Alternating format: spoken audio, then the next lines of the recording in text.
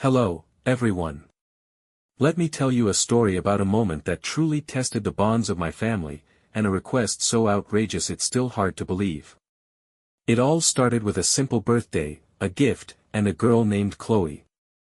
My grandfather, a man of few words but immense character, had a legacy that extended beyond his wisdom and quiet strength. His legacy was a 1978 Ford Mustang. Not just any Mustang. It was his pride and joy, a pristine classic he'd spent decades restoring. It was a beautiful thing to behold, with a deep crimson paint job that shimmered in the sunlight and an engine that purred like a well-fed lion. It was a part of our family, a silent testament to my grandfather's patience and passion. He was never a man to show off, but when he drove that car, you could see the quiet pride in his eyes.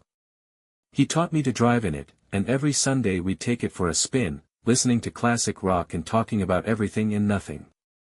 It wasn't just a car, it was a memory in motion.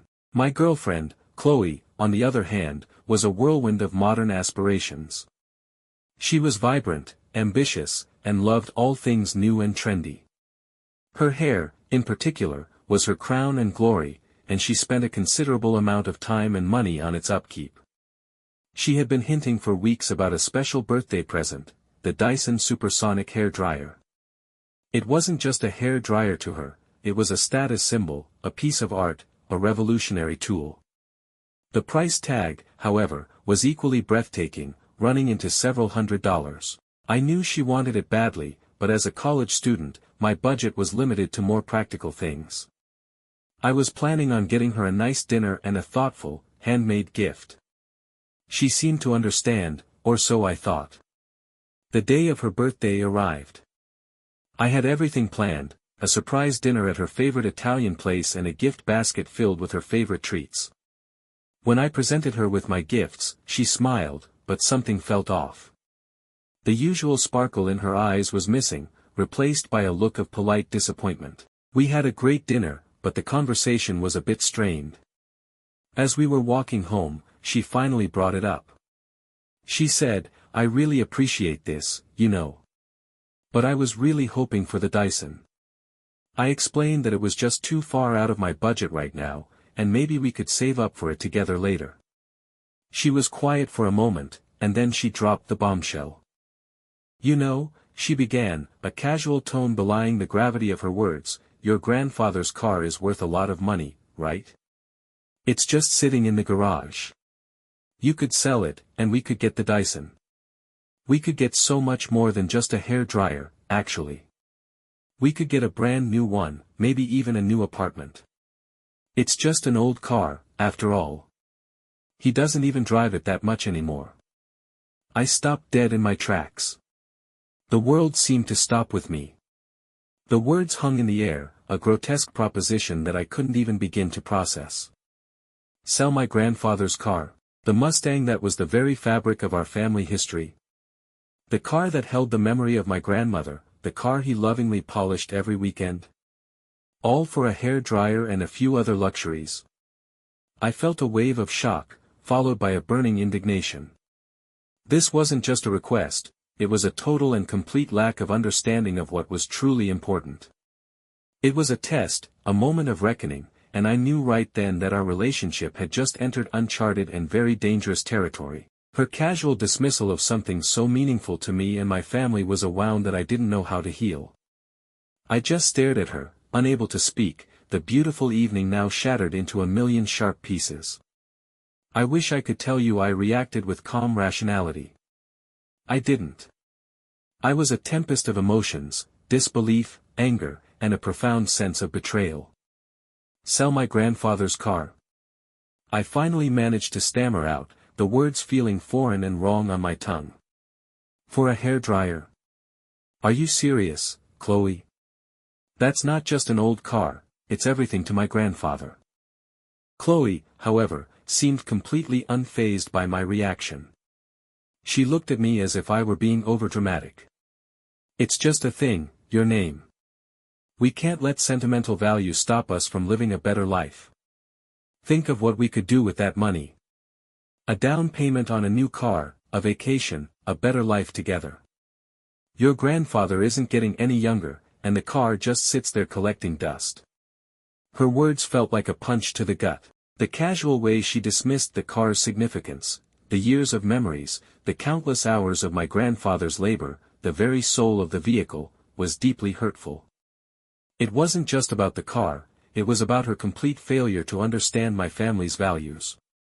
I tried to explain, to make her see the emotional weight of it, but she just saw an asset, a tool to achieve a more comfortable life. The conversation went in circles, a bitter and painful dance of clashing values. The next few days were a tense standoff. Chloe kept bringing it up, not with anger, but with an almost chilling, logical persistence. She would show me online listings for the Dyson, for new cars, for apartments, all with the subtext that the Mustang was the key to all of them. I started to see a side of her I had never noticed before, a cold, calculating pragmatism that prioritized material gain over sentimentality. It was a person I didn't recognize, and it made me feel like a stranger in my own relationship. The climax of this silent war came one Saturday morning. My grandfather was visiting, and we were in the garage, polishing the Mustang's chrome. He told me a story about how he'd won a small car show with it once, and how proud he was of all the work he put into it. The car's deep crimson gleamed under the garage lights, and I felt a wave of protectiveness so strong it made my chest ache. I realized I couldn't just brush off Chloe's request as a silly suggestion, I had to confront it head-on. Later that day, I sat down with Chloe. I tried to be calm. "Chloe," I said, "I need you to understand this. My grandfather's car is not for sale, it will never be for sale. It's a part of our family, and I will never betray his trust or his legacy for a hairdryer, or anything else for that matter. I understand you want nice things, and I want to give them to you, but not at the cost of something so sacred to me." Her face went pale. The casual indifference was gone, replaced by a flash of genuine anger. "So you're choosing an old car over me? Over our future?" she shot back. It was a ridiculous and manipulative thing to say, and I knew it. But in that moment, it felt like the final nail in the coffin. I knew I couldn't continue a relationship where one of us saw family history as a valuable asset to be liquidated for a luxury item. The trust was gone, replaced by a chasm of different values. But I also knew I had to do something, not just for myself, but to honor my grandfather. So, with a heavy heart, I came up with a plan. A plan that would prove my commitment to him, and make Chloe understand, once and for all, the true value of things. And it had nothing to do with money. My plan was simple, and it had nothing to do with money. I knew that trying to reason with Chloe about sentimentality was a lost cause. Instead, I decided to show her the true value of the car in a way she couldn't ignore. I also realized I needed to protect my grandfather from this conflict. I didn't want him to know what Chloe had suggested. It would have broken his heart. I started by taking a full day to work on the Mustang. I wasn't just polishing the chrome anymore. I went through old photo albums, pulling out pictures of my grandfather with the car over the decades. A faded black and white photo of him and my grandmother on their first date, sitting in the car with big, hopeful smiles. A Polaroid of him and my father, when my dad was a little boy, standing proudly next to the newly restored vehicle. I found countless pictures of me as a kid, pretending to drive the car with my grandfather patiently showing me where everything was. That evening, I invited Chloe over. I asked her to come to the garage, which she did with a look of confused annoyance. "What's all this for?" she asked, looking at the Mustang. I didn't answer her directly. Instead, I led her to a small table I had set up next to the car, on which I had carefully arranged all the old photos, along with some of the original tools my grandfather had used to restore it. "This is the car," I began, my voice soft but firm. "And these are the memories. This isn't just a hunk of metal to be sold for a profit. This is the history of my family. It's the car where my grandparents fell in love. It's the car my grandfather built with his own 2 hands, a project he worked on for years to teach me about dedication and hard work. Every scratch, every restored part, it all has a story." She looked at the photos, and I could see a change in her expression. The annoyance was replaced by a look of dawning comprehension. It was like she was seeing the car for the first time, not as an object, but as a living piece of our past. I picked up an old, battered wrench. This is the wrench he used to work on the engine. He let me use it once. He told me that some things in life are more valuable than money, and that the things you build with love and effort are the ones that truly last. I then told her that I had a surprise for her. I know you really want that Dyson, I said, and I've saved up for it. I handed her a small box. Inside was a sleek, modern hairdryer, not a Dyson, but a high-quality model I had researched and saved for over the past few months. It's not the exact one you wanted, but it's a great one, and it's from me. It's a gift that comes from what I can afford, not from selling a piece of my family's soul. The silence was deafening. Chloe looked at the hairdryer, then back at the photos, and finally at me. For the first time, I saw genuine regret in her eyes. It was a moment of truth, a moment when our vastly different perspectives on life finally collided. She realized that I hadn't chosen an old car over her, I had chosen my values, my family, and my principles. And in that moment, she understood what she had asked of me. The silence in the garage was thick with unspoken words. Chloe looked from the photos to the hairdryer in her hand, and then to me. Her face, usually so expressive and full of life, was a mask of conflicting emotions. I could see the battle raging within her, the desire for the things she wanted, and the dawning realization of what she had almost made me sacrifice. I'm so sorry, she finally whispered, her voice barely audible. I never saw it that way. I just saw a car, a valuable thing. I didn't see the stories, the history. I was selfish. I'm so sorry. Her apology was genuine, and it caught me off guard. I had been preparing for a fight, for another round of arguments about money versus memories. But instead, she had surrendered. The hard shell of her materialism had cracked, revealing a person who, deep down, was capable of empathy and understanding. Over the next few weeks, things changed between us. The tension dissipated, replaced by a new kind of quiet understanding. We talked more openly about our different values, about what we wanted from life, and about what truly mattered to us. She started to ask me questions about my grandfather's car, about its history, about the stories behind the photos. She even asked to come with us on our Sunday drives, and she would sit in the back, listening to the engine purr and my grandfather's quiet tales. One Sunday, as we were returning from our drive, my grandfather turned to Chloe in the back seat and said, "You know, this old car has seen a lot of things. A lot of good times, a lot of hard times. But it's always been a part of the family. It's a reminder of where we came from, and of the people who came before us." Chloe just smiled and nodded. But later that evening, she came to me with an idea. It was a crazy, brilliant, and completely unexpected idea that would change everything. "I've been thinking," she said. "You know how your grandfather loves that car, and how he loves working on it. What if we helped him with a project? Not just to restore it, but to build something new, something we can all be a part of." She then revealed her plan.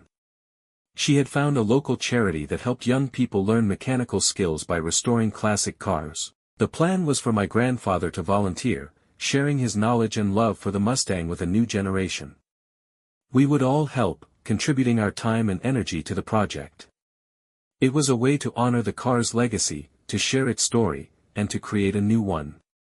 I was floored. This was the Chloe I had fallen in love with, creative, passionate, and full of heart. She had taken a moment of conflict and turned it into an opportunity for growth, for connection, and for doing something truly meaningful. It was a moment that showed me that people can change, and that sometimes, a difficult conversation can lead to a beautiful new beginning. The next few months were some of the most meaningful of my life. Chloe's idea had breathed new life into not just our relationship, but into my grandfather's routine as well. He became a volunteer at the local community center, where he spent his days teaching a group of enthusiastic teenagers the art of car restoration. The Mustang, once a silent sentinel in our garage, became a tool for education and connection. We all pitched in. I helped my grandfather with the mechanical work, and Chloe, using her knack for organization, helped set up a small social media page to document the restoration process. She posted photos and videos, writing captions that told the stories behind the car and its history. The page quickly gained a small following, with people sharing their own stories of family heirlooms and classic cars. My grandfather, who was initially skeptical about the whole internet thing, became a star. He loved talking to the kids, showing them how to change the oil, tune the engine, and meticulously polish the chrome. The car was no longer just his, it was a shared project, a symbol of community and legacy. He was glowing with a kind of pride I hadn't seen in years. One afternoon, as we were all working on the car, one of the teenagers, a young man named Leo, turned to me. "Your grandfather is so cool," he said. "He makes this stuff feel important, you know, like we're not just working on a car, we're building something that matters." In that moment, I looked over at Chloe, who was helping my grandfather find a specific tool. The way she smiled at him, the way they were working together, it was a far cry from the girl who had asked me to sell the car for a hairdryer. She had not only understood the true value of the Mustang but had found a way to make it even more valuable, by sharing its story and purpose with others. Our relationship was stronger than ever. The initial conflict, instead of tearing us apart, had forced us to confront our differences and find a common ground. We learned that the things we valued most weren't always the things with the highest price tag. We learned that the true worth of an object isn't in what you can sell it for, but in the memories and the connections it creates. And what about the Dyson hairdryer? Well, Chloe eventually got one, but not from me and not by selling the Mustang. For Christmas, her parents, who had heard the whole story, gifted her a new one. She accepted it with a smile, but she made it clear that her favorite gift that year was the opportunity to be a part of my grandfather's project. The Mustang, now fully restored and gleaming, was no longer just a memory, it was a new beginning. So that's the story. A tale about a car, a hairdryer, and a young couple who learned a lesson that money can't buy. Thank you for listening, and until next time, take care.